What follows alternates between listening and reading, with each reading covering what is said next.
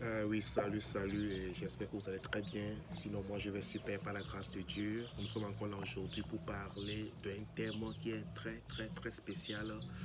Pourquoi il y a tant de séparations, tant de divorces suite au mariage?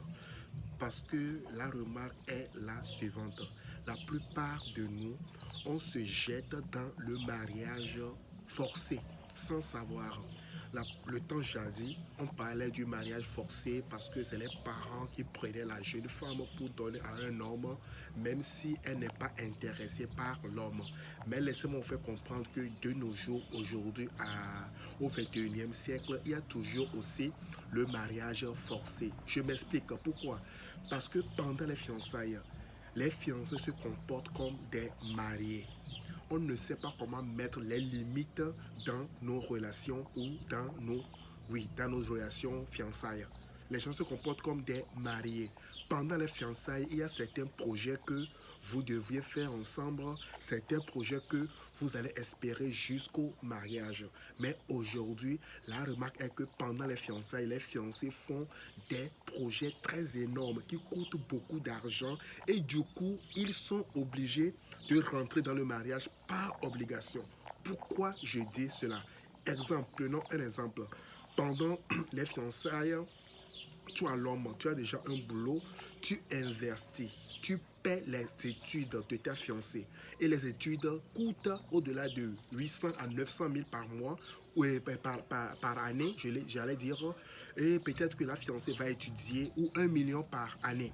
La fiancée va étudier pendant 4 ans pour avoir sa licence ou sa maîtrise, ça dépend. Et le fiancé investit tout l'argent là dans la vie, dans les études de sa fiancée. Mais arrivé à un moment donné, il s'en rend compte que ce n'est pas ce que j'attendais d'elle, c'est pas ce que j'attends de la future femme. Mais il est obligé de faire quoi? De l'épouser parce qu'il voit l'argent qu'il a dépensé sur elle. De la même manière, on peut aussi voir dans d'autres domaines, ça peut être que c'est la femme.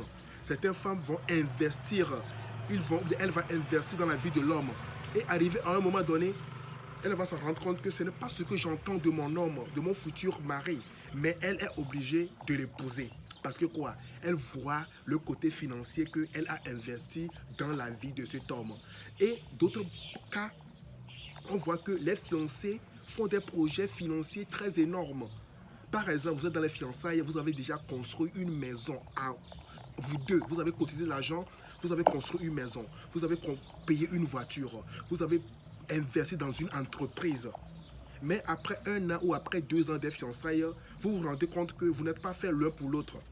Mais les gens se mettent dans le mariage par obligation parce que quoi?